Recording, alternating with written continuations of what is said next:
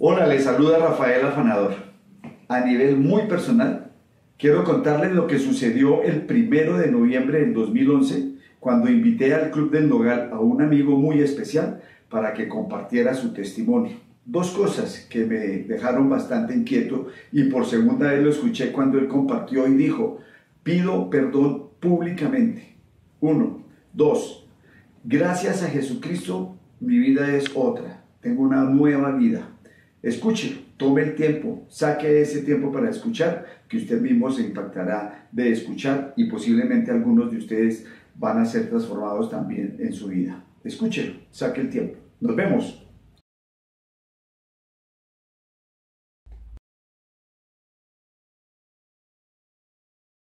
Muy buenos días. En primer término, quiero agradecerle a Dios profundamente por esta oportunidad de reunirnos esta mañana para compartir experiencias, vivencias, lecciones de la vida que constituyen un testimonio. Quiero saludar y agradecerles a todos los miembros de la Fundación Maranata por la generosidad enorme de esta invitación. Gracias al doctor Salinas, gracias a nuestro hermano Rafael Afanador. Saludo también profundamente a nuestro pastor Héctor Pardo por su presencia y por su amistad de siempre.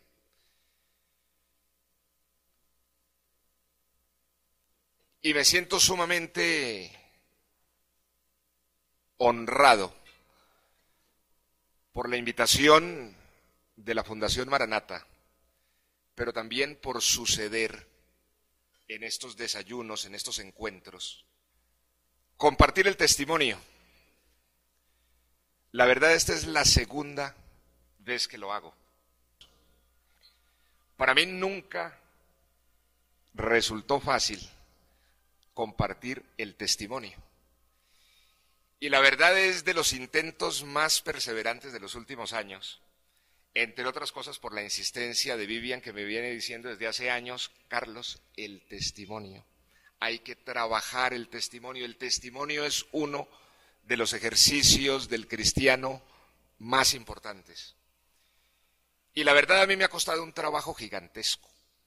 Y me ha costado un trabajo gigantesco, a veces me pregunto por qué. Y comienzo un poco a descifrar tal vez respuestas en el desorden de la vida. Creo que la primera dificultad para compartir un testimonio, pues fue mi formación de joven en medio de la realidad de una organización clandestina de la guerra. Prácticamente yo entré al M-19 desde que tenía 15 años. Nosotros hicimos la paz cuando ya tenía 25 o 26 años, y esa etapa de formación tan importante en el ser humano prácticamente la viví en la realidad de una organización clandestina, donde el elemento del secreto y prácticamente del ocultamiento de la propia identidad era tan importante, de tal suerte que intentar compartir el testimonio, donde no solamente es compartir la identidad de la persona, sino las esencias del alma, pues resulta sumamente difícil. Segundo, porque entre la conversión y la fe, que vamos a mencionar ahora, hay una distancia.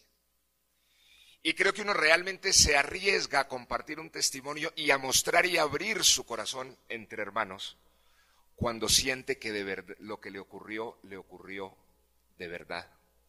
Es decir, que estas transformaciones que han aparecido y que existen en el corazón y en el alma constituyen de verdad un fundamento y no un episodio en la vida.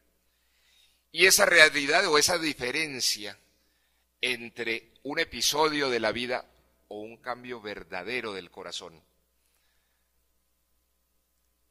es una diferencia que no se identifica y no se precisa con gran certidumbre de la noche a la mañana. Creo que uno se arriesga al testimonio entonces cuando siente que de verdad en su corazón han ocurrido ciertas cosas.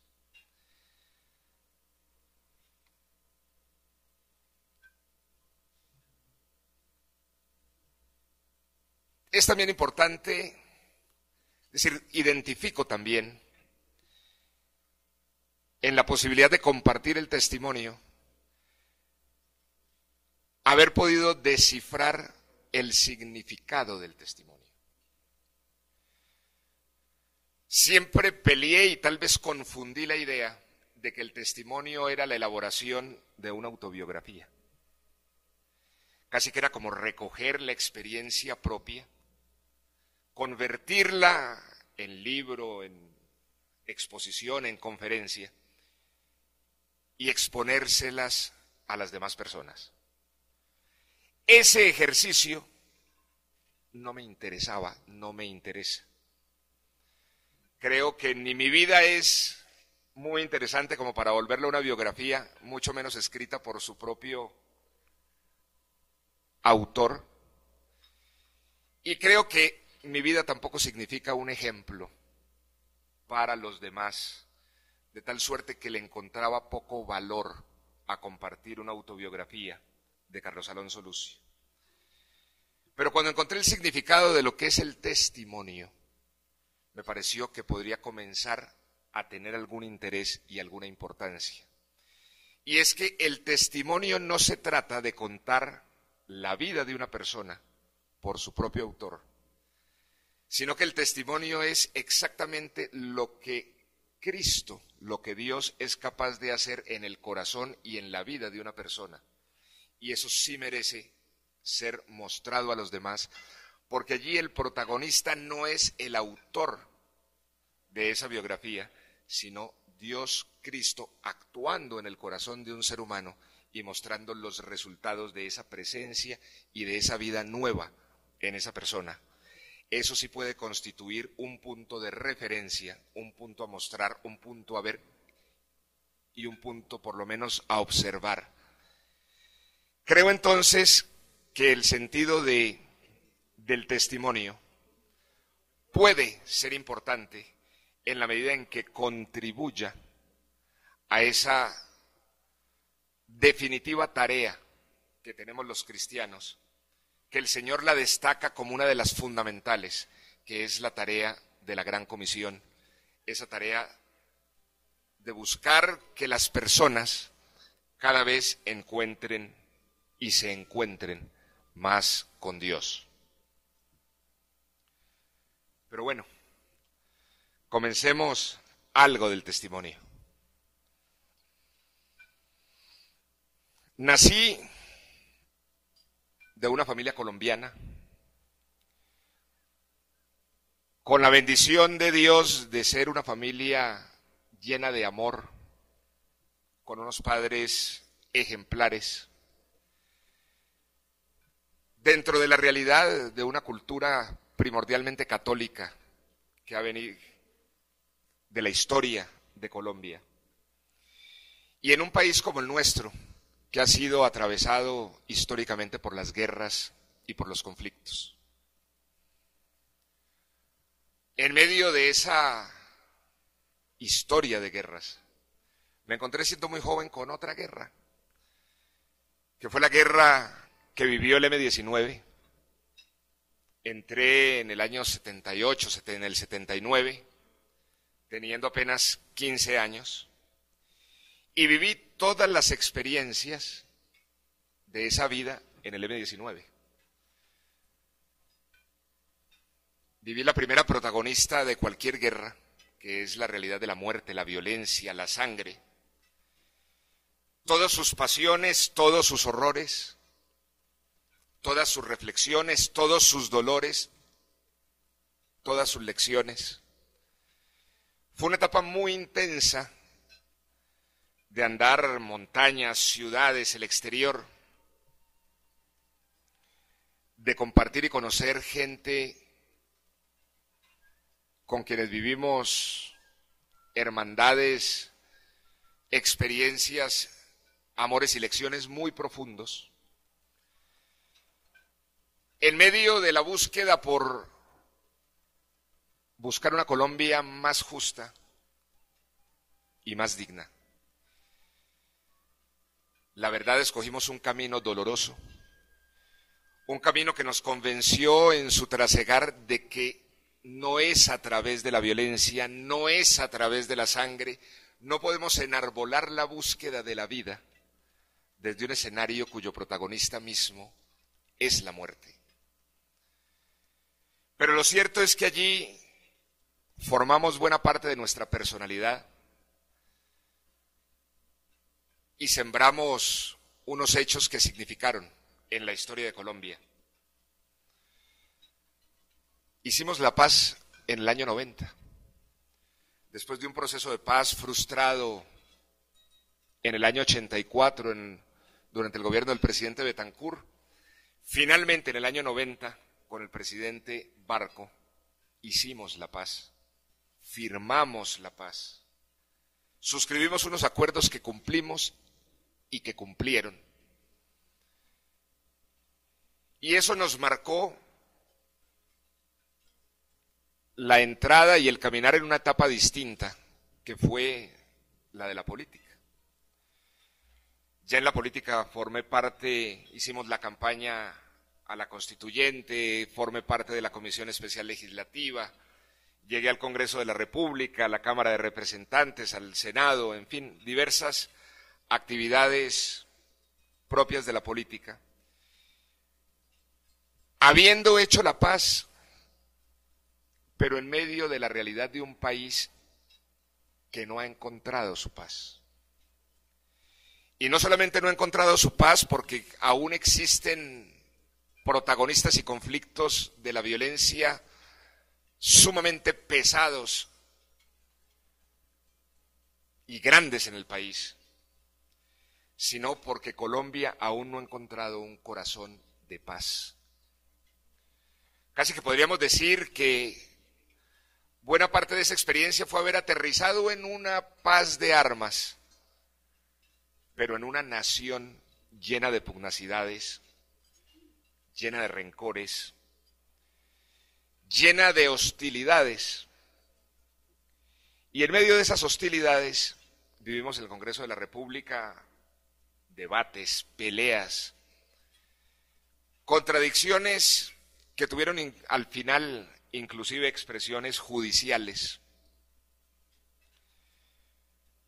En eso entramos en un conflicto con la Corte Suprema de Justicia de la época.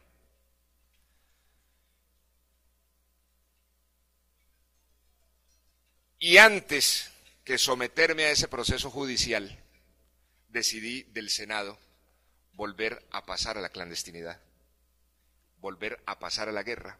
Estamos hablando ya del año 98, 99.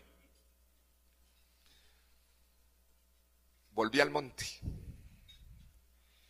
Estando en el monte, viviendo esa nueva etapa, el país vivía ese proceso de negociación que todos conocemos como el de San Vicente del Caguán.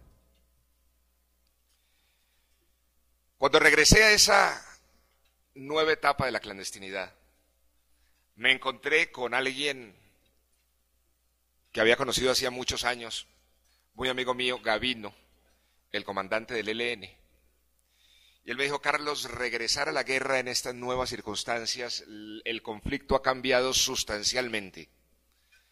Véngase conmigo al campamento mientras mira qué va a hacer en serio. Estuvimos en la selva durante más de 6 meses, observando en ese momento ese proceso del Caguán. Nosotros sabíamos que de allí no iba a brotar nada. Sabíamos del mar de mentiras que se fraguaban allí. Sabíamos que de ninguna manera existía un corazón, una intención, una vocación verdaderas de paz. Y en ese momento se me ocurrió una idea. Dije: ¿por qué no intentamos que el gobierno nacional abra una mesa alternativa de diálogo donde efectivamente se realicen unos actos de paz que puedan impactar a la nación y puedan generar un camino alternativo al de la mentira que se está viviendo en San Vicente del Caguán.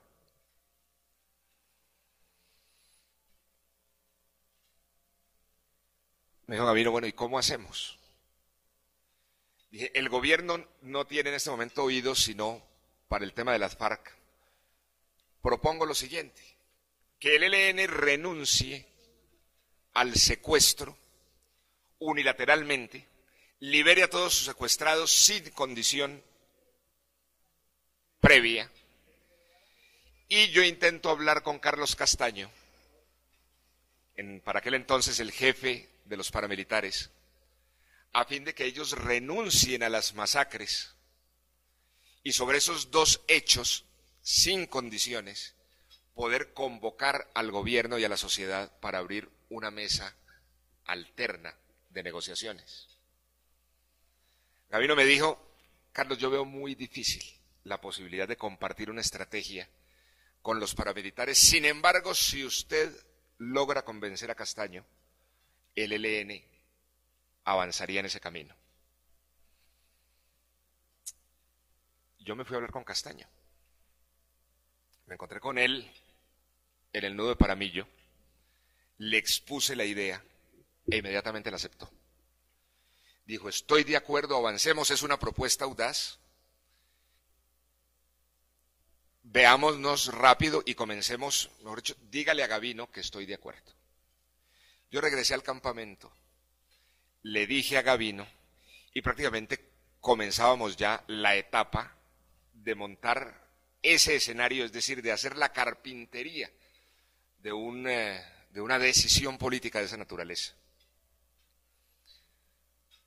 Había quedado de verme con Castaño como a los 10 días, empezó a llamar por teléfono a los 3 días apresurando la reunión y como a los 5 días salí en helicóptero del campamento a la reunión con él. La gran sorpresa para mí fue cuando llegué, que la reunión no era con él, sino que tenía alrededor de 25 o 30 personas citadas para escuchar la conversación. Y para mí fue una gran sorpresa porque obviamente una iniciativa de esa naturaleza requería de un secreto, de una confidencialidad enormes a fin de que no abortara. Es decir, era una idea demasiado audaz, difícil de comprender, tenía que atravesar una pedagogía, pero además tenía enemigos muy grandes que iban a hacerla fracasar en ese momento. Cuando yo vi tanta gente, le dije a Carlos, le dije, mire, yo vine a hablar con usted, discúlpeme, yo no conozco a toda esa gente. Me dijo, es que es mi Estado Mayor. Le dije, ese es un Estado Mayor suyo, pero no es Estado Mayor mío. Y otra cosa es que usted comparta con ellos lo que decidan, y otra cosa es que yo venga teniendo también la responsabilidad de guardar la confidencialidad con la otra organización presente. El hecho es que eso termina en una pelea enorme y en unos insultos de Castaño diciendo que lo que yo quería era engañar y tender una nueva celada a los paramilitares, y la reunión termina prácticamente con los platos sin servir y en medio de una hostilidad grande. Yo le digo finalmente a Castaño, le digo, mire, ¿por qué no comemos esta noche? Encontrémonos, dejemos que los ánimos se aplaquen un poco y miremos a ver si podemos reconstruir este ejercicio. Me dijo, perfecto, yo lo mando a recoger. Como a las 6 de la tarde, yo veo que llegan los carros con los paramilitares armados, camuflados. Me monto supuestamente para ir a cumplirle la cita e intentar avanzar en ese proceso de negociaciones y de paz. Me monto en el carro, veo que vamos llegando a una casa. Cuando me bajo, sin mirar básicamente la casa, porque yo estaba realmente preocupado y concentrado en lo que debían ser los mínimos detalles de esa conversación, cuando siento es que se arrojan unos fusiles y volteo a mirar y sencillamente me estaban encañonando. Y cuando levanto las manos diciendo no me vayan a matar, me amarran y me vendan y paso prácticamente de un desayuno de paz a un secuestro.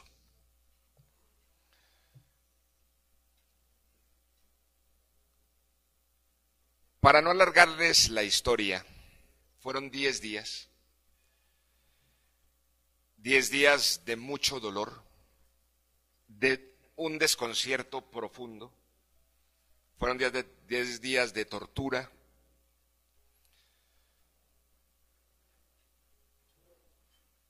Diez días donde en realidad lo que viví fue la muerte. Realmente no había ninguna esperanza de salir vivos de allí.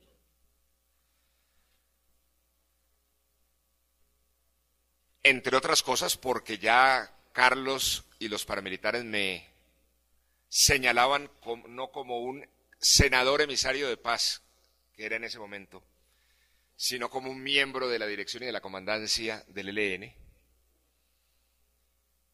Habían argumentado que yo iba a ir a engañarlos y que la propuesta de paz era sencillamente un ardid para una celada. El hecho es que a partir de ese secuestro viví amarrado, vendado de un lado a otro y torturado.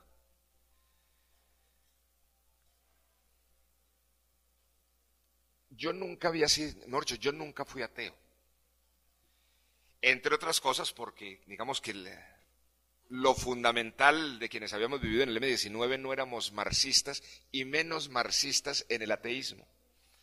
Éramos hijos de familias católicas y además éramos creyentes o por lo menos sumamente respetuosos de las creencias y de la fe de las personas.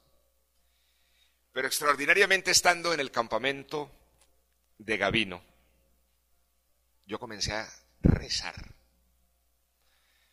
Antes de irme, mi mamá me había regalado una oración escrita y todas las noches yo comencé a rezar. Y extraordinariamente,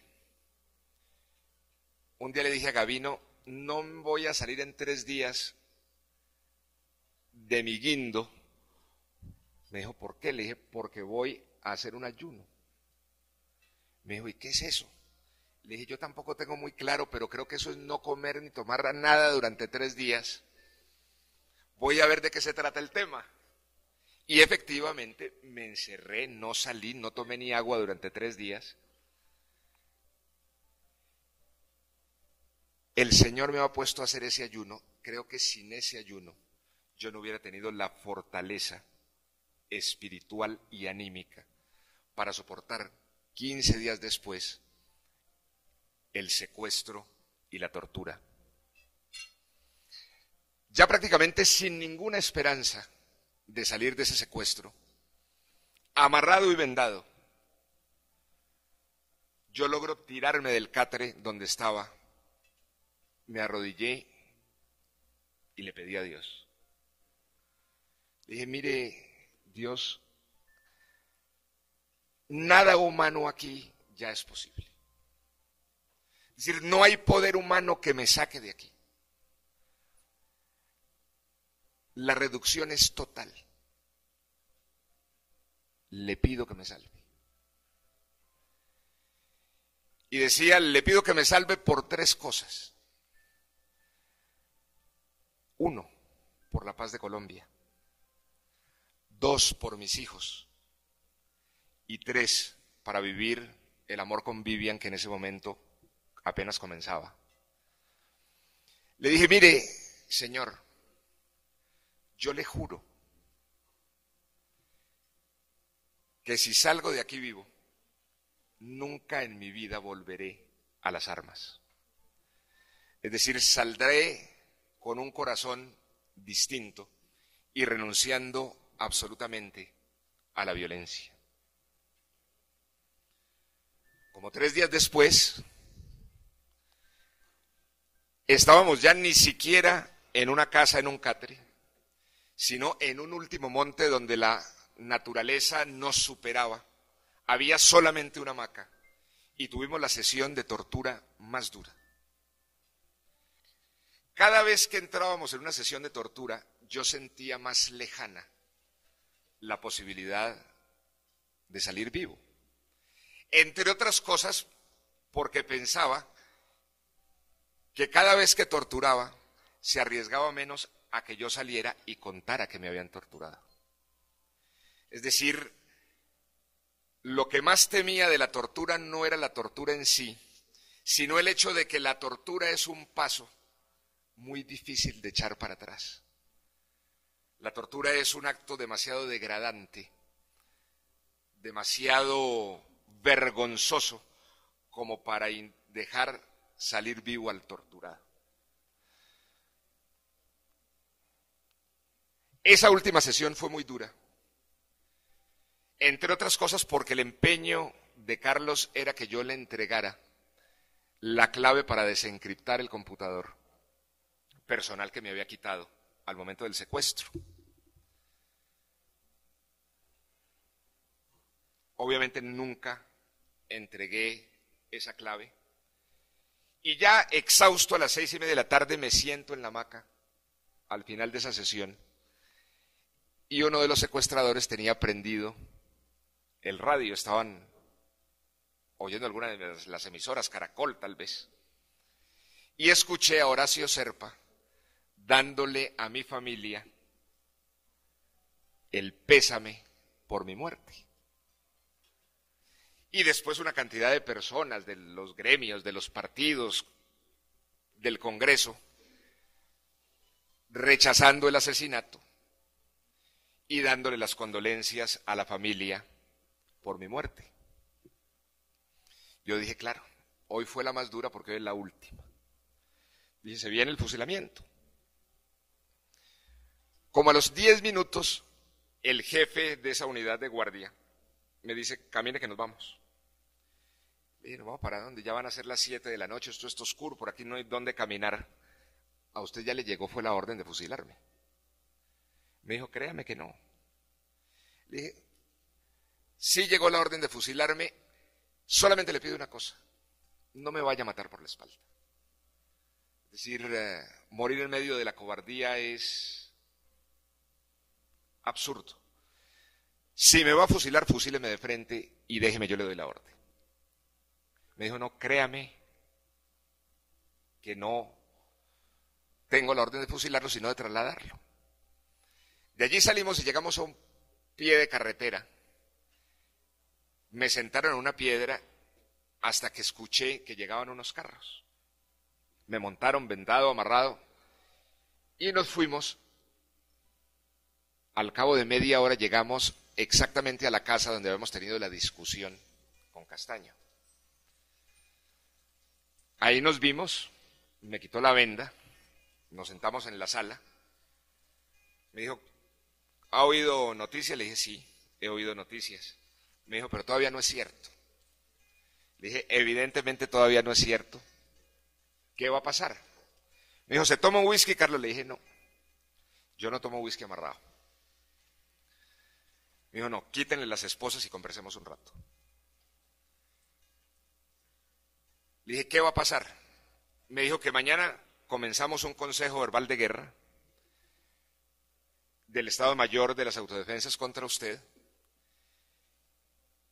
y lo más posible es que lo declaremos objetivo militar y lo fusilemos. Le dije, bueno, entonces no hablemos más de ese tema porque ¿qué sentido tiene?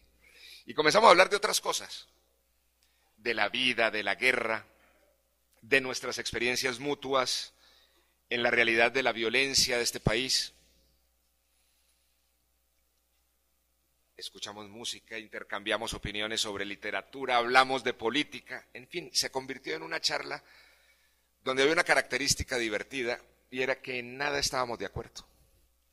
Es decir, había una enorme cordialidad, pero en todo estábamos en contra. Hasta que como a las 2 de la mañana me dice, Carlos, si lo libero, ¿qué pasa? Pero así me cambió el tema. Le dije, a ver, yo ya no vuelvo a la violencia, no vuelvo al monte. Tengo una orden de captura de la Corte Suprema de Justicia, tendría que irme para Bogotá y me voy para la cárcel. Me dijo, lo suelto. Me dijo, lo suelto, pero tenemos un problema, son las 2 de la mañana. Si a las 5 de la mañana no se ha ido de aquí, no lo puedo soltar porque tengo una gran presión de las autodefensas y hay mucha gente que quiere fusilarlo. O sea que si no lo recogen a las 5 de la mañana, usted está muerto. Inmediatamente tomamos los teléfonos satelitales que teníamos ahí y llamamos a José Fernando Castro, que era en ese momento el defensor del pueblo. Al primer repique contestó y dijo, estaba esperando la llamada, porque Carlos, entre otras cosas, esa noche recién estábamos viendo el velorio por televisión en la casa de mis padres, cuando Carlos llama a RCN y dice, no, aún no lo he fusilado, viene un consejo de guerra. Y estábamos nosotros, estaba Carlos dando la noticia por teléfono y nosotros viendo el grito de alegría por teléfono en el velorio de la casa de mis papás. El hecho es que contesta José Fernando y dice, bueno, de inmediato estaba pendiente, llamemos a María Milena Andrade, que es la defensora del pueblo de Córdoba. Llamamos a María Milena, efectivamente contestó y dijo, yo salgo corriendo a las 5 de la mañana. Estaba a orillas del río Sinú, en el nido de Paramillo, recogiendo. Ahí nos despedimos con Carlos. Era un acto que yo creo que fue muy importante porque nos despedimos con un abrazo. Me dijo, Carlos, discúlpeme. Le dije, Carlos, me voy sin ningún rencor en el corazón. No se preocupe. Y le dijo a María Milena Andrade, le dijo, mire, es la única persona que de verdad he intentado matar y no he podido. Dijo, no fui capaz de matarlo. Entre otras cosas me había contado, a lo largo de la charla que sostuvimos, hay un momento que me interrumpe y me dice, Carlos, ¿usted por qué no escribe? Le dije, ¿por qué? Me dijo, porque usted escribe bien. Le dije, ¿usted qué ha leído? Le dije, usted no ha leído nada mío. Me dijo, sí, en el computador se le quedó por fuera algo que no quedó encriptado. Le dije, ¿qué se me quedó por fuera? Me dijo, una parte de su diario. Le dije, ¿cuál parte? Y me la sacó. Efectivamente, estando en el campamento del ELN, nosotros nos reuníamos con Gavino y Antonio García y con Pablo Beltrán a almorzar todos los días. Y compartíamos en el almuerzo el noticiero de televisión. Un día nos sentamos y había una alerta de esas de los noticieros anunciando, comunicando el secuestro de unas niñas de colegio en Cali. Unas niñas de bachillerato que habían parado un bus del colegio y las habían secuestrado. Ese secuestro se lo adjudicaban al ELN.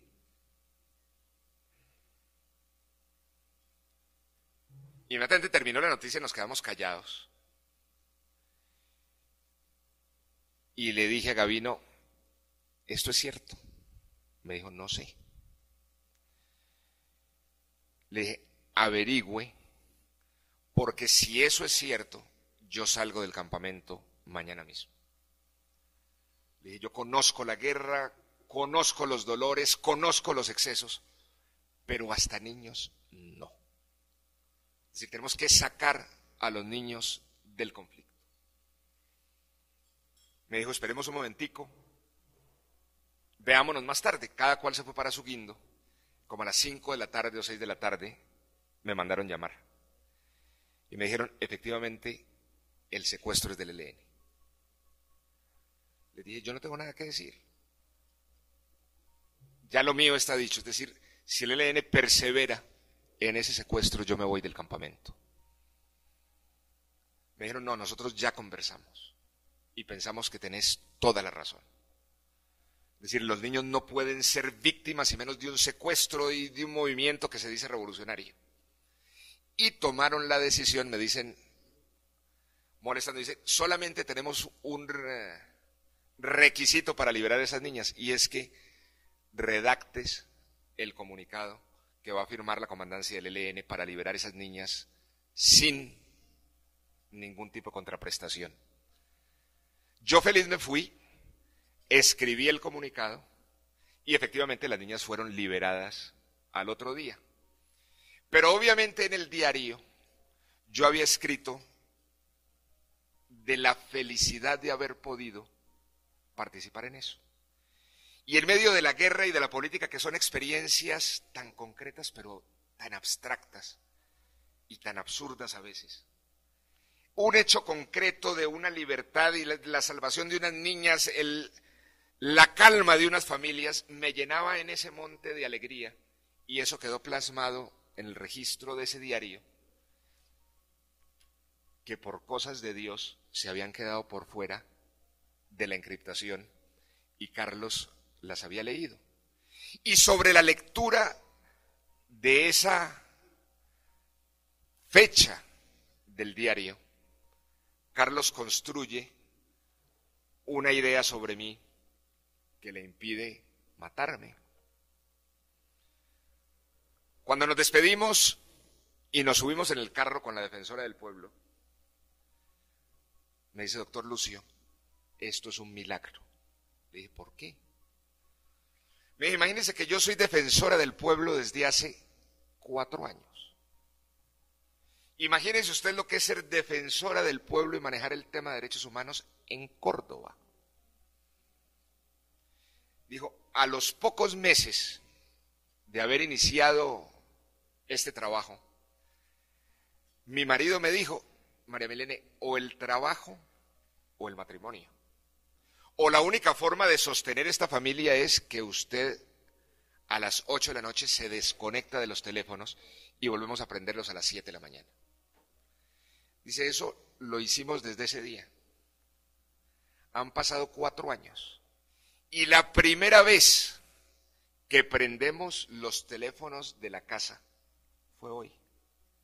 Y los prendimos porque mi papá está en el hospital y estábamos esperando alguna razón por alguna emergencia del hospital. Dice, es la primera vez. Y los teléfonos los teníamos afuera y los escuchamos. Si no hubiera sido así, yo no hubiera podido venir a recogerte. Ahí aprendí una primera lección. Y es que la característica primera de los milagros es la perfección. Es decir, para que sea milagro tiene que ser perfecto. Que se hubiera quedado por fuera de la encriptación exactamente ese registro del diario. Que María Milene hubiera conectado ese teléfono en 4 años por primera vez de noche. Que el Señor hubiera puesto un freno a un corazón como el de Carlos, que para matar no era muy dubitativo. Que hubiéramos podido superar ese consejo verbal de guerra, que el defensor del pueblo estuviera en su casa esperando la llamada, tantas cosas que son la perfección con que solamente Dios obra. No hay ser humano capaz de diseñar y tejer la perfección de los milagros.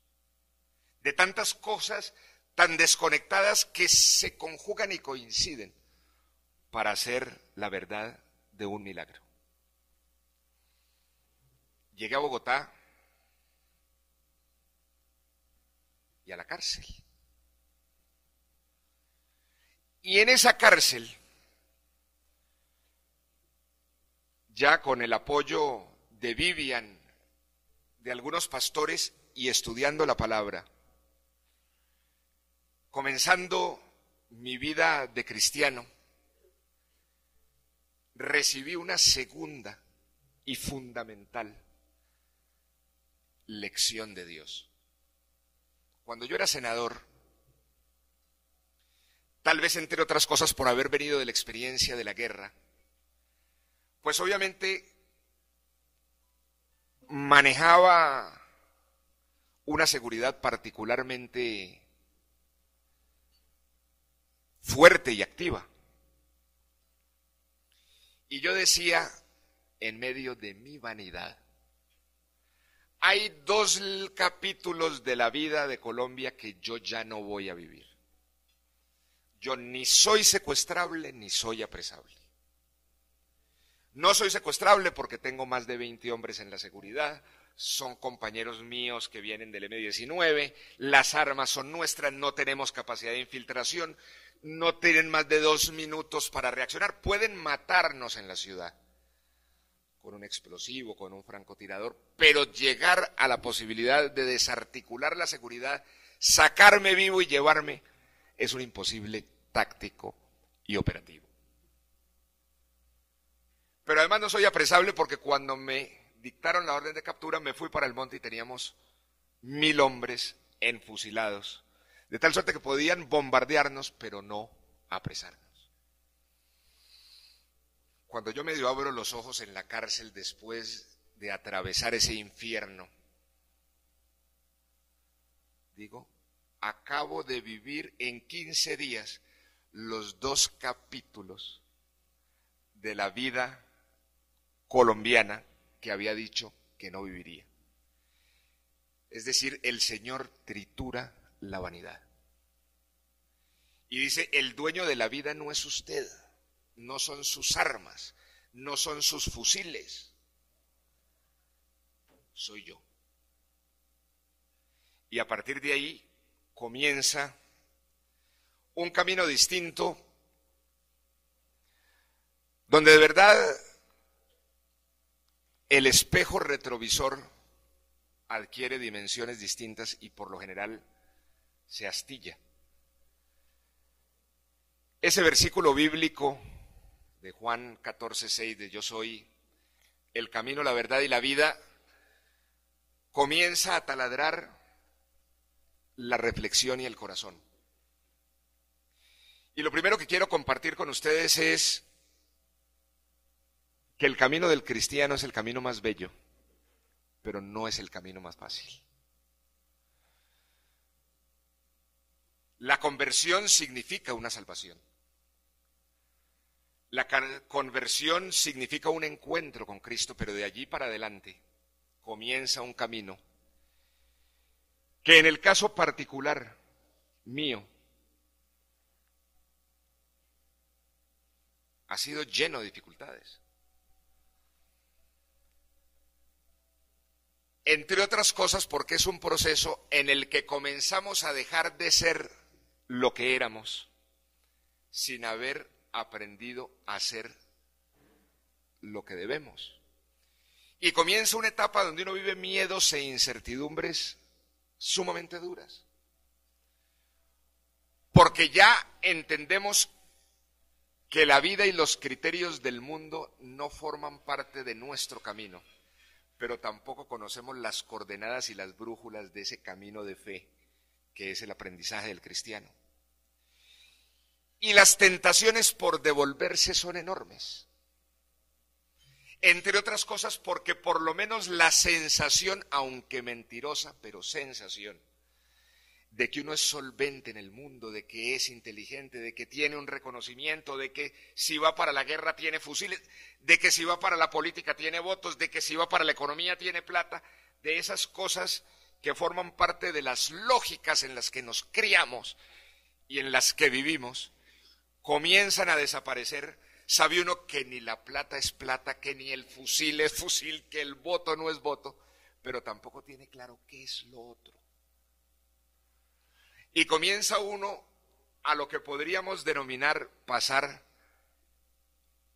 por el valle que a veces es muy desierto, de la montaña del mundo a la montaña de la fe.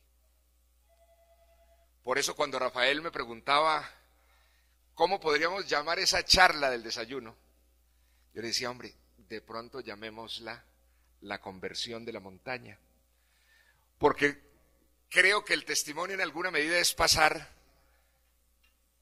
de la montaña del mundo a la montaña de la fe. Y comienza uno en ese ejercicio y en ese camino de dificultades, de aprendizajes y de encuentros de vida a vivir milagros. Este es el milagro de haberme sacado de las manos mismas de la muerte. Pero comienza uno a vivir milagros que a mi juicio son mucho más importantes y sorprendentes. Y no me refiero a los milagros como ese de salir de un imposible, o de los milagros que muestra abundantemente la Biblia, tanto en Cristo como en los apóstoles, por ejemplo, sino los milagros que comienzan a ocurrir y son los más difíciles en el corazón de uno.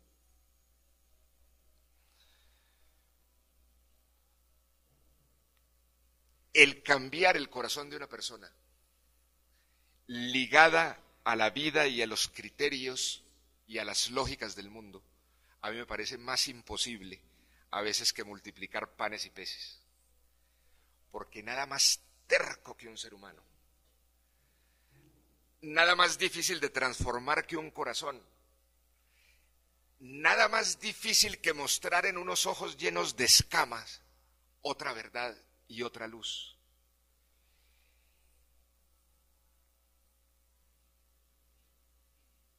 Es más frágil una cordillera que una equivocación. Y solamente Dios cambia esos corazones. Hay un cambio, por ejemplo, que me parece esencial y dificilísimo en el cristiano, que es aceptar la condición esencial de pecador del ser humano y por lo tanto propia. El mundo, por el contrario, nos dice: usted es inteligente, usted es capaz, usted sobre sus hombros. Y por eso en el mundo nos volvemos juzgadores y señaladores.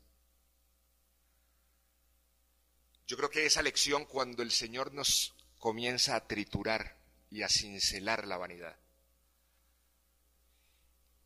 y empieza a descubrirnos y a hacernos ciertos en nuestra condición de pecadores, creo que es un primer golpe a esa característica constante del mundo, que es el fariseísmo, en que los que nos sentimos buenos nos sentimos con el poder de señalar y con el poder de inclusive matar a otros, a cuento de la verdad de nuestros ideales, de nuestras instituciones, de nuestros trofeos, de nuestras creencias y de tantas razones por las cuales los seres humanos nos hemos matado a lo largo de toda la historia en absolutamente todas las naciones del mundo. Creo que es entender que no es sobre nuestras obras ni sobre nuestra supuesta virtud que podemos salvarnos, sino sobre la gracia, sobre la generosidad y el amor de Dios, el elemento primero que comienza a ser entendido y a transformar nuestros corazones. Por eso, en esa transformar los corazones, ocurre ese milagro que menciona la Biblia en Ezequiel. Y es cuando Dios nos da un corazón nuevo y nos cambia un corazón de piedra por un corazón de carne, sensible, que comprenda al otro, que sepamos que resbalamos y que caemos, que cuando nuestro vecino cae debemos tenderle la mano para seguir y no señalarlo y hundirlo. Y nos da un corazón de perdón. Esta mañana, en oración, yo me acordaba que estamos comenzando noviembre y hace 26 años se dio la toma del Palacio de Justicia. Y sabía que en este desayuno vendrían hermanos que forman parte y han formado parte de las fuerzas militares. Y el Señor me ponía en el corazón decirles que nosotros les pedimos perdón a ustedes y a la nación, porque sabemos que esa violencia trajo demasiado dolor. Y quería decirle y orar también por el dolor que puede estar sintiendo en este momento el coronel Plazas y su familia. Porque él está siendo víctima del corazón no perdonador de esta nación. Porque no tiene mucho sentido que el coronel Plazas no esté disfrutando de los beneficios de esa paz en esa guerra que fue la misma la de él y la mía. Yo quisiera que Colombia tuviera un sentido de perdón y de cerrar capítulos. Que no siguiéramos hurgando dolores y heridas que nunca nos van a permitir una reconciliación como nación en el amor. Por eso la paz y el progreso de nuestra nación no vendrán de la política, ni vendrán de las ideologías, ni vendrán de los modelos económicos y las entelequias del desarrollo y toda esa cantidad de cosas que se inventan los genios de la academia y de la política. La paz y el progreso de nuestra nación vendrán solo y exclusivamente de la transformación del corazón de los colombianos. Solamente cuando nosotros podamos incorporar el perdón desde el amor, no la firma de acuerdos para silenciar fusiles, sino la transformación del corazón para abrazarnos en el reencuentro de una nación. Esta semana le daba yo una entrevista a Rosenberg Pavón, que está haciendo unas entrevistas a exmiembros del M-19 para un trabajo que le pidió el presidente Santos. Me dijo que había entrevistado a Navarro, que había entrevistado a Vera Grave, había entrevistado a mi compañero y hoy mi hermano en Cristo y dirigente del M-19, Eduardo Chávez, que hoy está aquí con nosotros.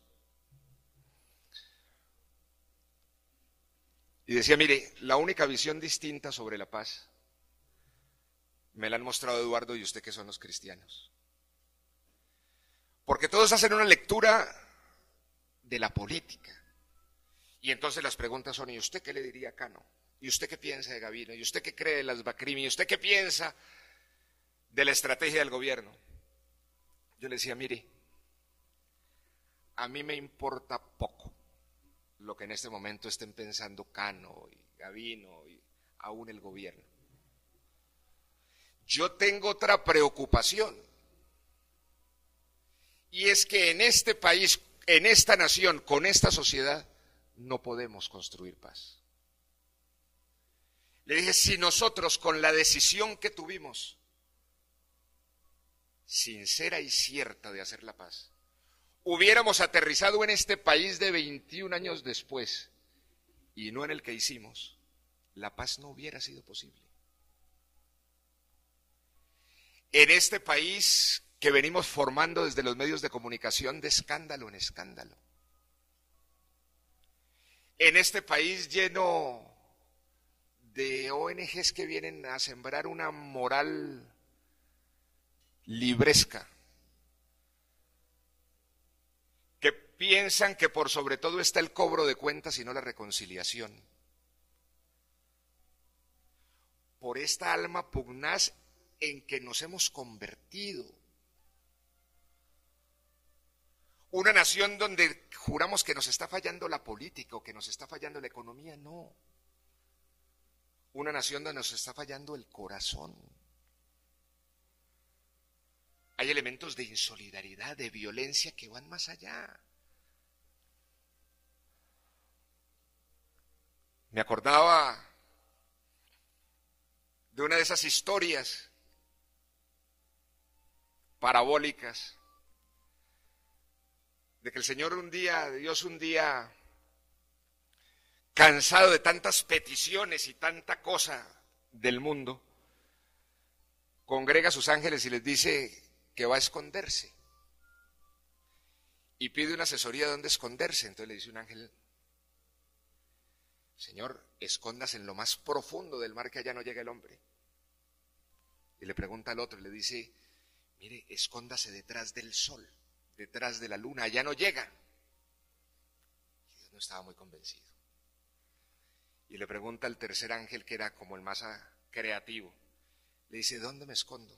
Dice: escóndase en el corazón de los seres humanos, que ellos nunca miran ahí. Tenemos el corazón de Colombia escondido. Y estoy con la profunda certidumbre de que solamente abriendo nuestro corazón a Cristo podremos encontrar esa nación de paz, de progreso, de convivencia, de fe. Bendigamos a todos los gobernantes, bendigamos a todos nuestros empresarios, bendigamos a todas nuestras instituciones, pero concentrémonos en la tarea de buscar un encuentro auténtico entre Cristo, ese Cristo de amor, ese Cristo de perdón, ese Cristo de reconciliación, ese Cristo que, entre otras cosas, mire, hay una belleza de libro escrito por Tolstoy que comienza diciendo que para él, en su condición de cristiano, el más bello mandamiento del Señor es el de no responder al mal con violencia. Y dice él que las diferencias, es decir, que Cristo hace muchos milagros y tiene 1000 bendiciones, pero que la primera y la fundamental, y la que los cristianos tal vez más debiéramos enfatizar en nuestro ejercicio evangelístico, es el de aprender a profundidad a no responder al mal con violencia. Que allí está, si se quiere, que en eso los cristianos somos tal vez únicos. Y empieza a mostrar inclusive cómo el pacifismo de Gandhi no se deriva del hinduismo, sino de esa enseñanza de Cristo. Y cómo efectivamente ha habido movimientos de paz. Luther King, que se para sobre esa enseñanza cristiana a decir: frenemos la violencia, nunca respondamos al mal con violencia. Podríamos pasar el tiempo contando efectivamente las transformaciones que provoca el Señor en uno, y sobre todo las que uno sigue esperando que provoque. Entre otras cosas, porque ese jamás olvidar nuestra condición de pecadores nunca nos permite sentirnos victoriosos en el camino de la fe, porque sabemos también que resbalar es el riesgo principal y cotidiano de los seres humanos y del cristiano. Es decir, nos metemos en un camino donde la fe y el encuentro con Dios es la gran recompensa, pero sabemos que también es una fe y es una lucha cotidiana. Yo quiero compartir una palabra que esta mañana nos da Dios para este desayuno es hermosa y es profética. Les pido que la anoten porque esto se viene para Colombia y estoy seguro de que es realmente la mayor maravilla del Señor en nuestra historia. Jeremías 31, 33, 34. Dice, pondré mi ley en su mente y la escribiré en su corazón. Yo seré su Dios y ellos serán mi pueblo. Ya no tendrá nadie que enseñar a su prójimo, ni dirá nadie a su hermano, conoce al Señor, porque todos, desde el más pequeño hasta el más grande, me conocerán, afirma el Señor. Yo les perdonaré su iniquidad y nunca más me acordaré de sus pecados. Tenemos fe. Se viene la bendición del Señor para nuestra nación, no sobre nuestros esfuerzos, sino sobre su infinita misericordia. Todos los pecados, la violencia, la injusticia serán parte del pasado, sobre la base de que abramos nuestros corazones y tengamos ese encuentro auténtico, abierto y sincero con Cristo. Oramos. Padre Santo, te agradecemos, Señor, esta mañana. Te agradecemos la posibilidad de compartir, de vivir. Te agradecemos, Señor, por estar juntos, por vivir este país que de todas maneras marchará hacia tu tierra prometida, abrirá sus corazones a tu bendición y encontrará tu paz. Padre Santo, pon en nuestros pechos ese corazón de carne, sustitúyelo por el corazón de piedra que ha sembrado violencias, miserias, dolores. Padre Santo, tú eres nuestro refugio. Cristo, tú eres nuestro Salvador. Permítenos andar tu camino en esta nación. Ponemos esta mañana delante de ti a nuestras familias, a nuestras parejas, a nuestros hijos. Queremos que hagamos de ellos estirpe cristiana, nación cristiana, testimonio de paz, de reconciliación y de abundancia para todas las naciones del mundo. Quedamos en tus manos, pidiendo siempre tu perdón, buscando tu rostro y abriendo los ojos a las claves de tu fe. Te lo agradecemos, Señor, y te amamos de todo corazón, con toda nuestra vida, con toda nuestra mente y con toda nuestra piel. En el nombre de Cristo Jesús, amén y amén.